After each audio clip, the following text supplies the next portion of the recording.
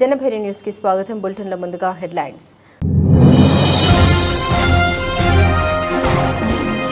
పహల్గామ్ ఉగ్ర దాడికి ఏడాది ఎక్స్ వేదికగా భారత ఆర్మీ ట్వీట్.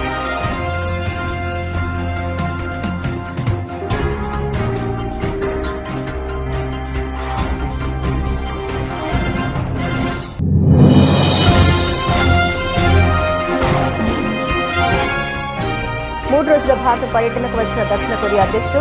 ఇరు దేశాల సంబంధాలు బలోపేతమయ్యే దిశగా పలు ఒప్పందాలు.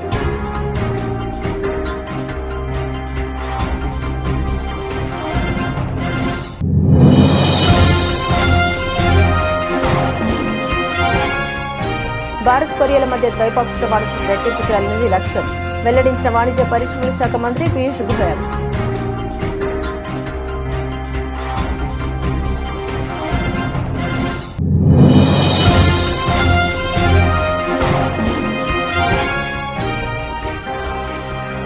ఇండియా పోస్ట్ 16% బలమైన వృద్ధి సాధించింది స్పష్టం చేసిన కేంద్ర మంత్రి జ్యోతిరాదిత్య సింధియా.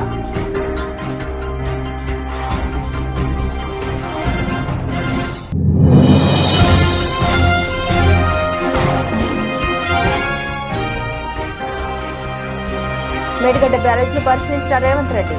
పనులపై మంత్రులు, ఎన్డీఏసీ నిపుణులు, ఇరిగేషన్ అధికారులతో సీఎం సమీక్ష.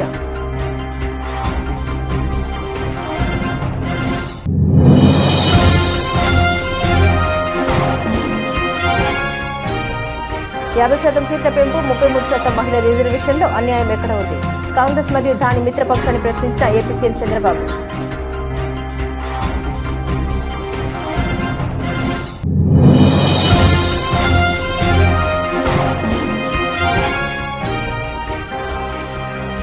మేము అధికారంలోకి రాగానే హైడ్రాను పీకి చెరువులో పడేస్తాం. జగిత్యాల సభలో కేసీఆర్ కీలక వ్యాఖ్యలు.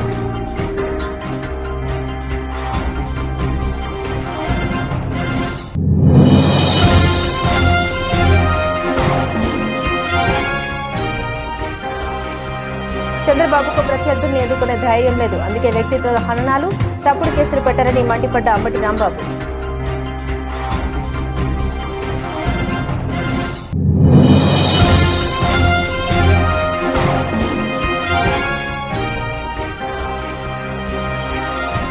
అప్పుడు బీఆర్ఎస్ కి, ఇప్పుడు కాంగ్రెస్ కి ఏటీఎంలో కాళేశ్వరం. బండి సంజయ్ సంచలన ఆరోపణ.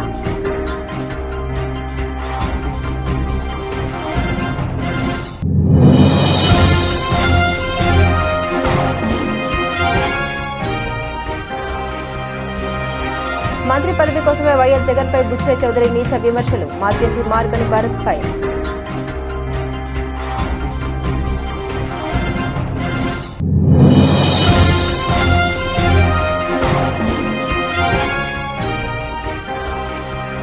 రాజా శివాజీ ట్రైలర్ విడుదల కార్యక్రమంలో దంపతుల భావోద్వేగం. భార్య సహకారం, తండ్రిని గుర్తు చేసుకుంటూ రితేష్ భావోద్వేగం.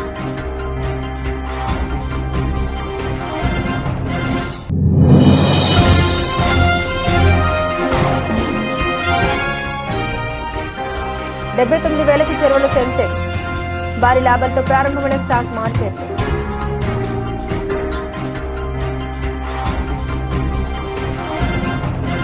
అనంతనాగ్ జిల్లా పహల్గామ్ ఉగ్రదాడి ప్రపంచవ్యాప్తంగా సంచలనం సృష్టించిన సంగతి తెలిసిందే. ఈ దాడిలో ఓ స్థానికుడు సహా 25 మంది పర్యాటకులు ప్రాణాలని కోల్పోయారు. దీంతో భారత ఆపరేషన్ సింధూర్ చేపట్టి పాకిస్తాన్కు గట్టి బుద్ధినైతే చెప్పింది. సర్జికల్ స్ట్రైక్ చేపట్టి 100 మందికి పైగా కరుడు గట్టిన ఉగ్రవాదుల్ని పాక్ గడ్డపైనే మట్టుబెట్టింది. అలాగే ఆపరేషన్ మహాదేవ్ పేరుతో ఈ దాడికి పాల్పడిన వారిని హతమార్చింది. పహల్గామ్ ఉగ్రదాడి జరిగి రేపటి సరిగ్గా ఏడాది కానుంది. ఈ సందర్భంగా భారత సైన్యం దృఢ సంకల్పాన్ని, ఐక్యతను ప్రతిబింబించే ఓ శక్తివంతమైన సందేశం ఇచ్చింది. మానవత్వపు హద్దులు దాటినప్పుడు ప్రతిస్పందన నిర్ణయాత్మకంగా ఉంటుంది, న్యాయం జరుగుతుంది, భారతదేశం ఐక్యంగా నిలుస్తుందని ఎక్స్ వేదికగా ట్వీట్ చేసింది. 2025 ఏప్రిల్ 22న అనంతనాగ్ జిల్లా పహల్గామ్ వద్ద మినీ స్విట్జర్లాండ్ గా పిలిచే బైసరన్ పచ్చిక బయల ప్రాంతాన్ని పర్యాటకులు ఆస్వాదిస్తున్నారు. వారిని లక్ష్యంగా చేసుకుని 3 ఉగ్రవాదులు ఒక్కసారిగా కాల్పులకు తెగబడ్డారు. చిన్న పెద్ద అని తేడా లేకుండా చిక్కిన వారిని చిక్కినట్లే కాల్చివేశారు. వారిని అడ్డుకునేందుకు ప్రయత్నించిన ఓ స్థానికుని హతమార్చారు. మొత్తం 26 మంది ప్రాణాలను తీసి అక్కడి నుండి పారిపోయారు. ఈ ఘటన భారతదేశం సహా పలు దేశాలను దిగ్భ్రాంతికి గురి చేసింది. పాక్ ఉగ్రవాద చర్యను అనేక దేశాలు ఖండించాయి. దీంతో జమ్మూ కాశ్మీర్ వ్యాప్తంగా సుమారు 44 పర్యాటక ప్రదేశాలను మూసివేశారు అధికారులు. ఆ తర్వాత ఆపరేషన్ సింధూర్తో పాక్పై భారత్ విరుచుకుపడింది. చివరికి దాడులు ఆపాలంటూ పాక్ కాళ్లబేరానికి వచ్చింది. కాగా జమ్మూ కాశ్మీర్ వ్యాప్తంగా చాలా పర్యాటక ప్రదేశాలు తిరిగి ప్రారంభించినప్పటికీ బైస్రన్, చందన్వారి పర్యాటక ప్రదేశాలు మాత్రం ఇంకా మూసే ఉన్నాయి. పహల్గామ్ ఉగ్రదాడికి ఏడాది పూర్తి కావస్తున్న తరుణంలో జమ్మూ కాశ్మీర్ అధికారులు, పోలీసులు, భద్రతా దళాలు అప్రమత్తమయ్యాయి. కాశ్మీర్ వ్యాప్తంగా భద్రత కట్టుదిట్టం చేశాయి. ప్రజలు ఎలాంటి భయాందోళన రేకెత్తకుండా భద్రతను పటిష్టం చేశాయి. ఈ మేరకు పలు జిల్లాల్లో అధికారులు భద్రతా సమావేశాలు నిర్వహిస్తున్నారు. Pulwama deputy inspector general Javed Iqbal మట్టు భద్రతపై సమగ్ర సమీక్ష నిర్వహించారు. అవంతిపోరా, శ్రీనగర్లలోనూ సీనియర్ సూపరింటెండెంట్ ఆఫ్ పోలీస్ జీవి సందీప్ చక్రవర్తి ఆధ్వర్యంలో శాంతి భద్రతా పరిరక్షణ, ఉగ్రవాద చర్యల నిర్మూలనపై సమీక్ష నిర్వహించారు. ప్రతి రంగంలోనూ అవకాశాలను అందిపుచ్చుకునే విధంగా దక్షిణ కొరియాతో భాగస్వామ్యం చేసుకుంటున్నామని ప్రధానమంత్రి నరేంద్ర మోదీ తెలిపారు. దక్షిణ కొరియా అధ్యక్షుడు లీ జెమ్యూంగ్ 3 రోజుల పర్యటనలో భాగంగా భారతదేశానికి వచ్చారు. ఇరు దేశాల సంబంధాలు బలోపేతం అయ్యే దిశగా ప్రధాని మోదీ, లీ జెమ్యూంగ్ సమక్షంలో పలు అవగాహన ఒప్పందాలు జరిగాయి. ఈ సందర్భంగా జరిగిన సంయుక్త మీడియా సమావేశంలో ప్రధాని మోదీ మాట్లాడారు. చిప్స్ నుండి షిప్స్ వరకు, టాలెంట్ నుండి సాంకేతిక వరకు, ఎంటర్టైన్మెంట్ నుండి ఎనర్జీ వరకు ప్రతి రంగంలో అవకాశాలను అందిపుచ్చుకునే విధంగా భాగస్వామ్యం కుదుర్చుకున్నట్లు తెలిపారు. వాణిజ్య ఒప్పందాల విలువ 2030 నాటికి $50 బిలియన్ చేర్చేందుకు ప్రయత్నాలు చేస్తున్నట్టు తెలిపారు. 8 वर्ष बाद कोरिया के राष्ट्रपति की यह भारत यात्रा अत्यंत महत्वपूर्ण है. डेमोक्रेटिक वैल्यूज, मार्केट इकोनॉमी और respect for rule of law हम दोनों देशों के डीएनए में है. इंडो पैसिफिक क्षेत्र में भी हमारा कॉमन आउटलुक है. इन सब के आधार पर पिछले 1 दशक में हमारे संबंध अधिक गतिशील और व्यापक हुए हैं और आज प्रेसिडेंट ली की यात्रा से हम इस ट्रस्टेड पार्टनरशिप को फ्यूचरिस्टिक पार्टनरशिप में ट्रांसफॉर्म करने जा रहे हैं.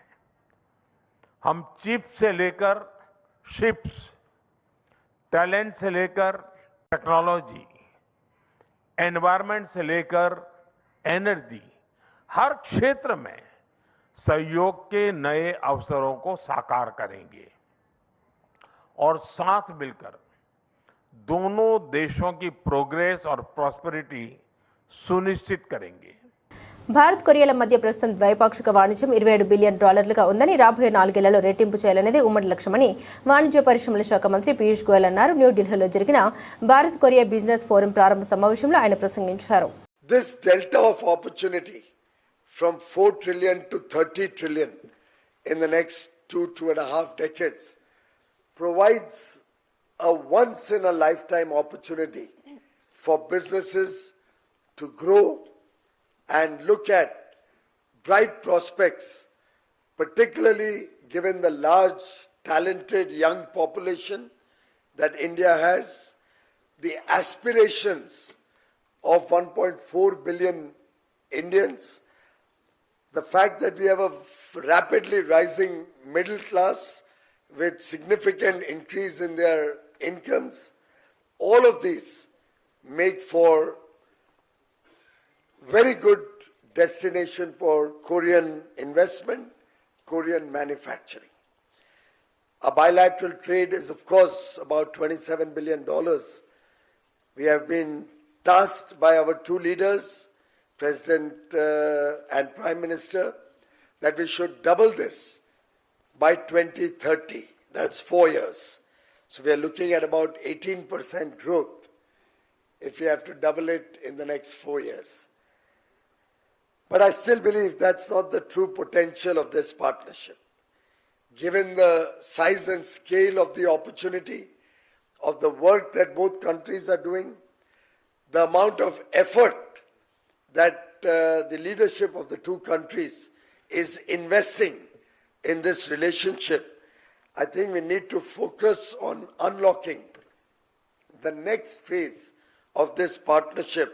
And towards that end, this visit is going to be a very, very defining భవిష్యత్తులో మరిన్ని గొప్ప మైలురాళ్లను సాధించాలనే దృఢమైన లక్ష్యంతో ఈ సంవత్సరాన్ని విజయవంతంగా ముగిస్తున్నామని తపాలా శాఖ వార్షిక సమావేశంలో కేంద్ర మంత్రి జ్యోతిరాదిత్య సింధియా తెలిపారు. 2025-26 ఆర్థిక సంవత్సరానికి గాను 23 తపాలా సంఖ్యలపై విస్తృతమైన సమీక్ష జరిగిందన్నారు. ఈ సంవత్సరం బలమైన పురోగతిని, నిర్ణయాత్మకమైన అభివృద్ధిని ప్రదర్శించిందని 2024-25 ఆర్థిక సంవత్సరంలో 13,218 కోట్లుగా ఉన్న ఆదాయాలు 2025-26 ఆర్థిక సంవత్సరానికి 15,296 కోట్లకు పెరగడంతో ఇండియా పోస్ట్ 16% బలమైన వృద్ధి సాధించిందని పేర్కొన్నారు.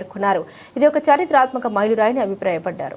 FY 25-26, which means 31st of March 26, less than a month ago, we closed at 15,296 crores in terms of revenue, which is a growth rate of 16%. It's the first time probably that we've hit upwards of 15% in growth rate, probably in a long time in this department. So it has been a very historic year for the Department of Posts, and I'd like to once again congratulate and thank every single member of our family who has worked tirelessly to make this possible.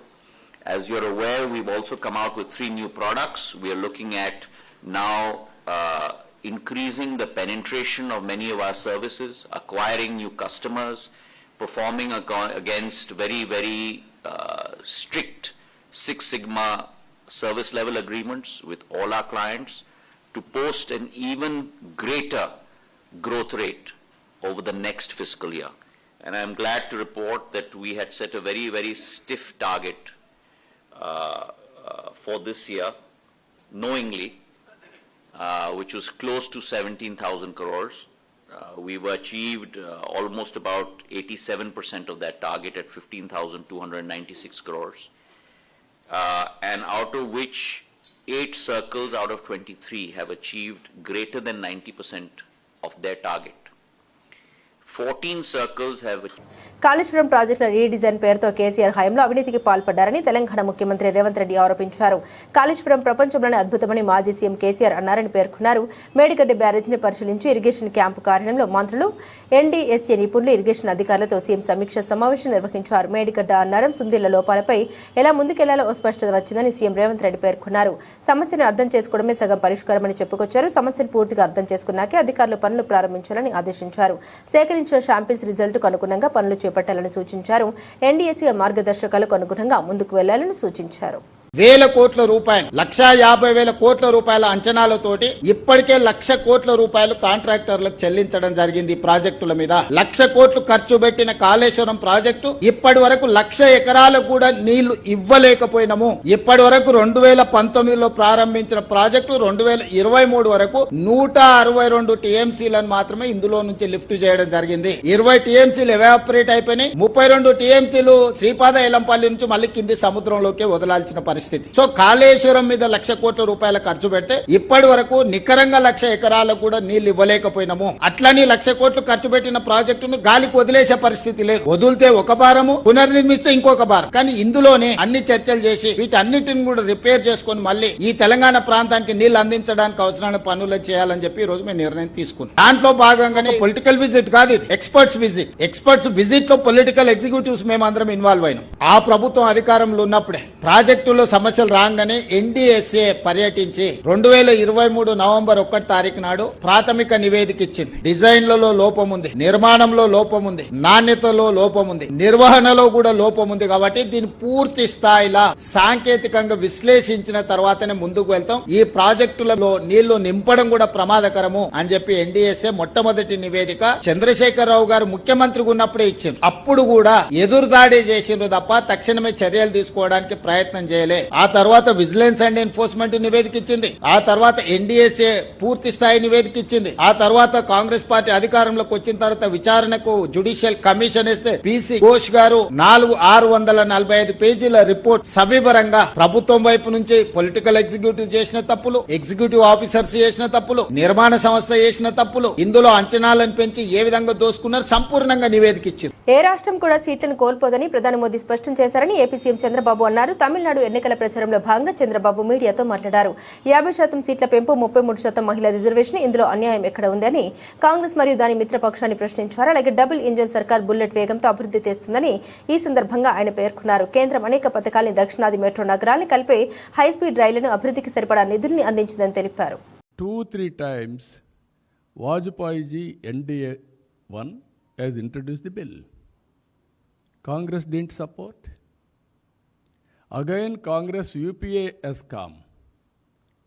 They brought the bill. Parliament Rajya Sabha, they passed the bill with the support of BJP. Lok Sabha not supporting their allies in the name of that. They denied, they postponed. Again 23, Honorable Prime Minister introduced the bill.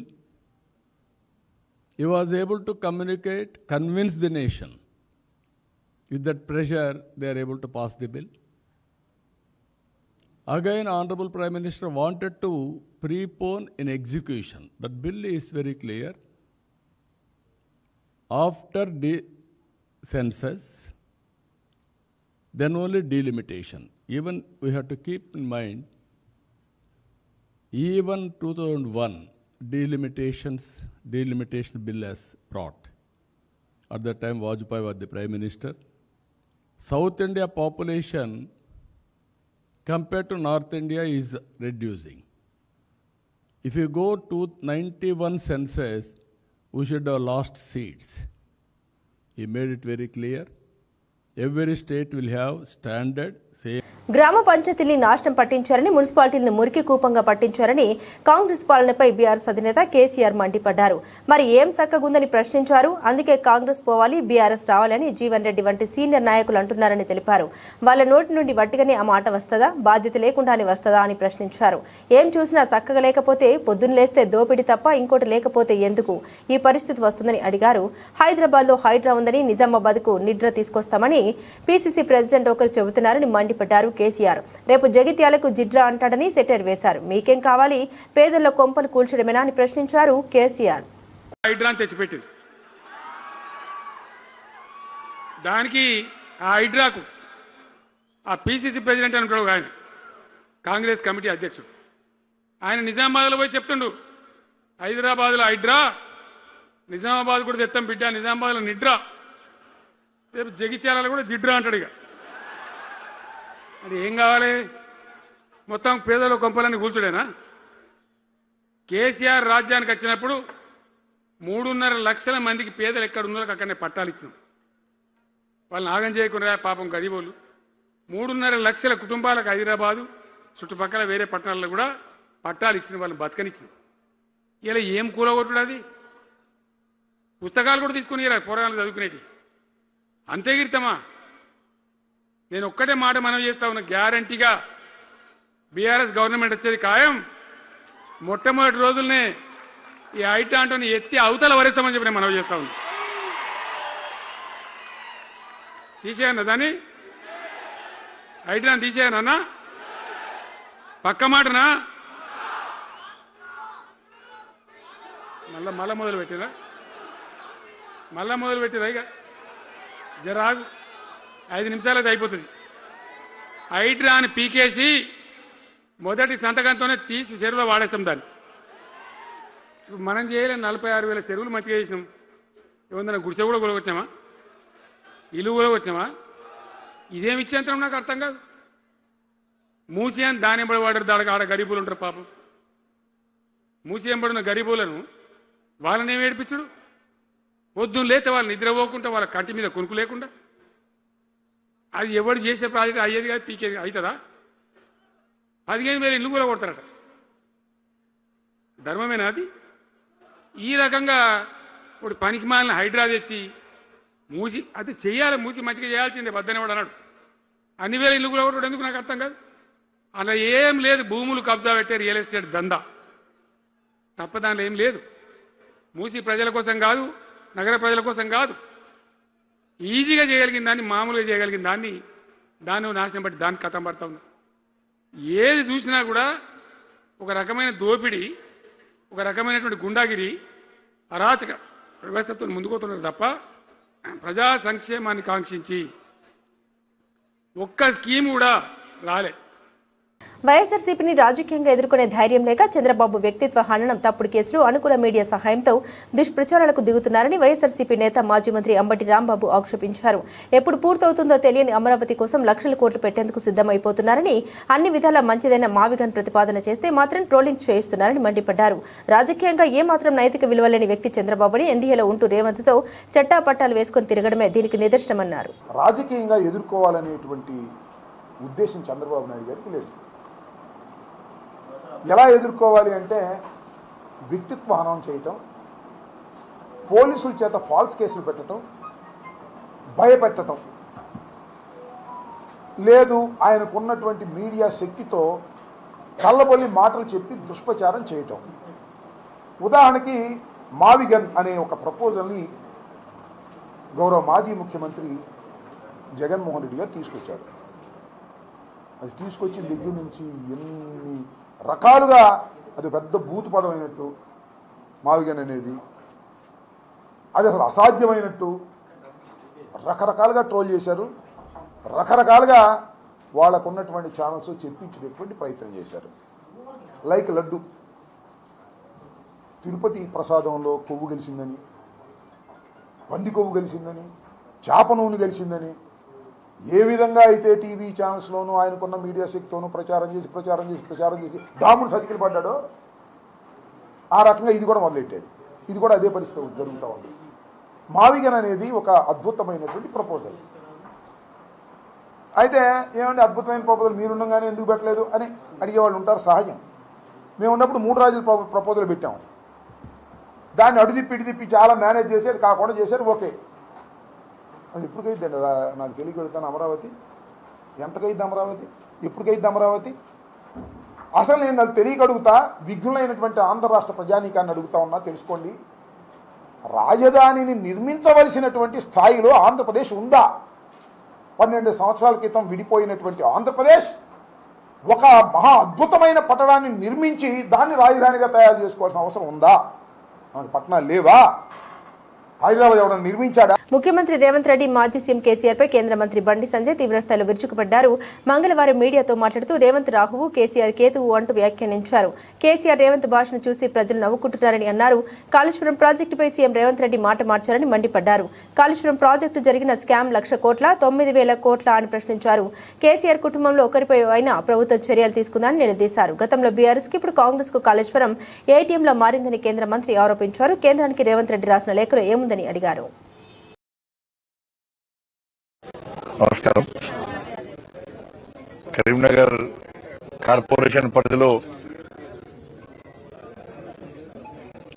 అభివృద్ధి పనులలో భాగంగా అమృత్ 2 ద్వారా కేంద్రం నుంచి వచ్చిన నిధుల నుండి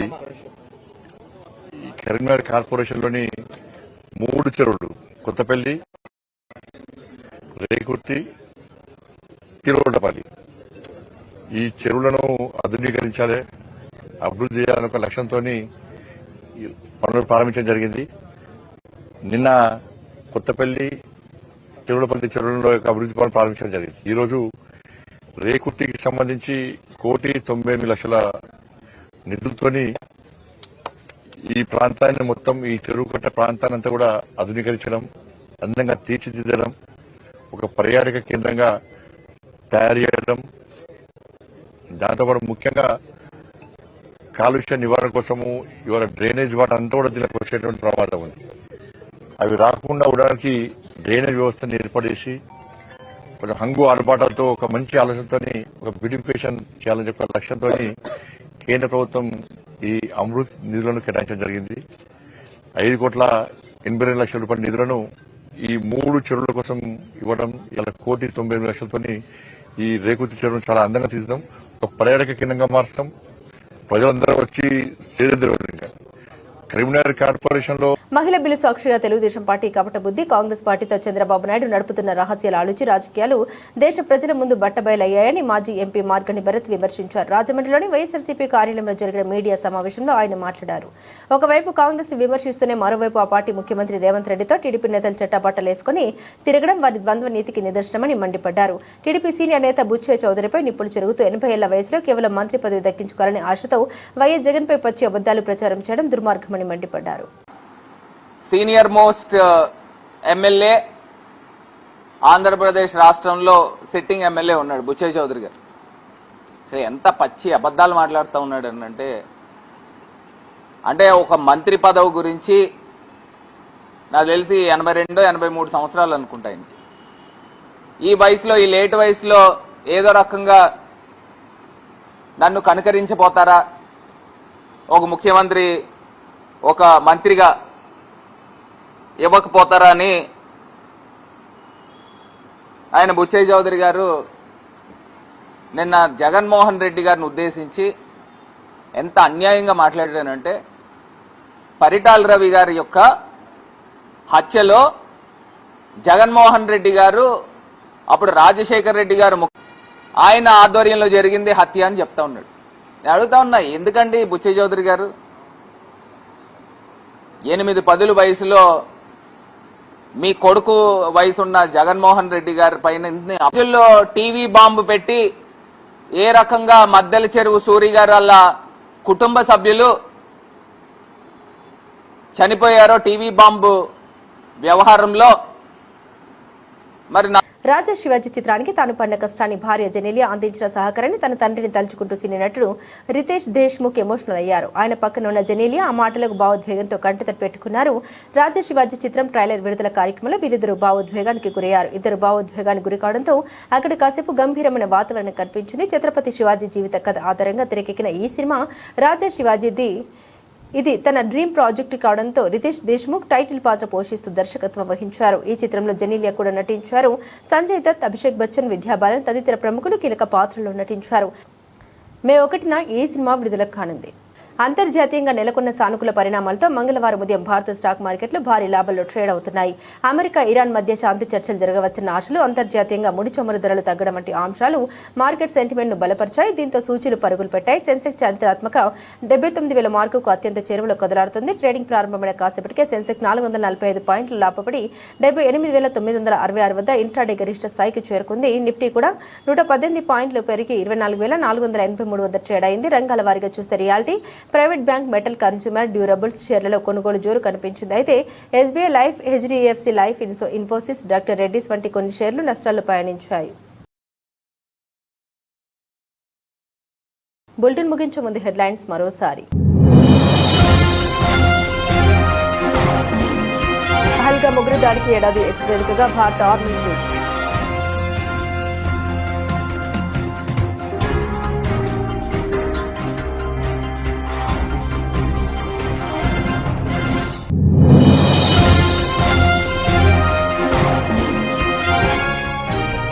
రోజుల భారత పర్యటనకు వచ్చిన దక్షిణ కొరియా అధ్యక్షుడు, ఇరు దేశాల సంబంధాలు బలోపేతమయ్యే దిశగా పలు ఒప్పందాలు.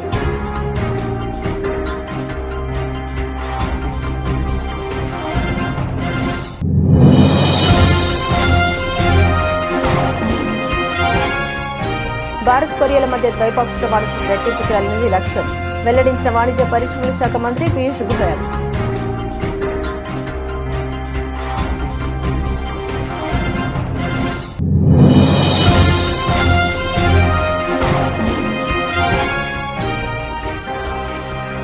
ఇండియా పోస్ట్ 16% బలమైన వృద్ధి సాధించింది, స్పష్టం చేసిన కేంద్ర మంత్రి జ్యోతిరాదిత్య సింధియా.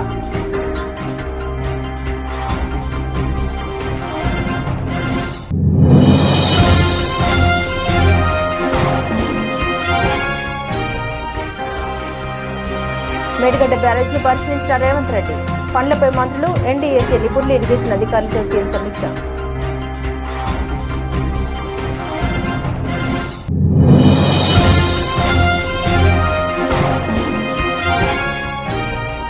యాభై శాతం సీట్ల పెంపు, 33% మహిళల రిజర్వేషన్లో అన్యాయం ఎక్కడ ఉంది? కాంగ్రెస్ మరియు దాని మిత్రపక్షాన్ని ప్రశ్నించిన ఏపీ సీఎం చంద్రబాబు.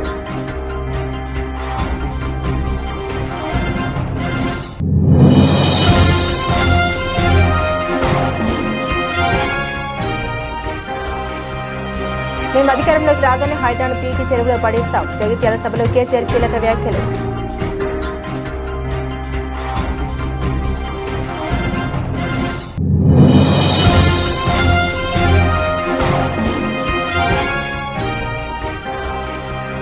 చంద్రబాబుకు ప్రత్యర్థుల్ని ఎదుర్కొనే ధైర్యం లేదు. అందుకే వ్యక్తిత్వ హననాలు, తప్పుడు కేసులు పెట్టారని మండిపడ్డ అంబటి రాంబాబు.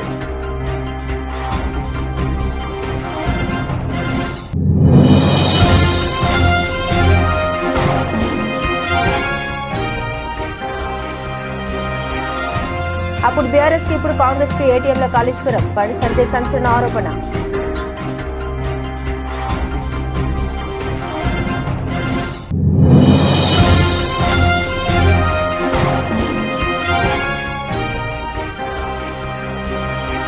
మంత్రి పదవి కోసమే వైఎస్ జగన్ పై బుచ్చయ్య చౌదరి నీచ విమర్శలు. మాజీ ఎంపీ మార్గని భారత్ ఫైర్.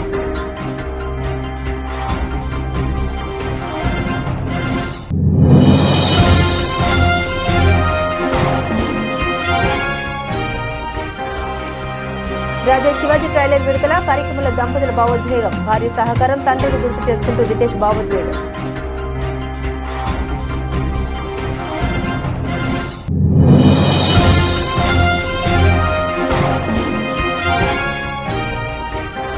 $79,000కు చేరువలో సెన్సెక్స్.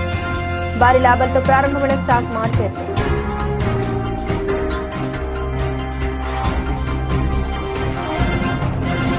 ఇవి బులెటిన్లోని విశేషాలు. తిరిగి మరో బులెటిన్తో మళ్ళీ కలుసుకుందాం. అంతవరకు సెలవు. నమస్కారం.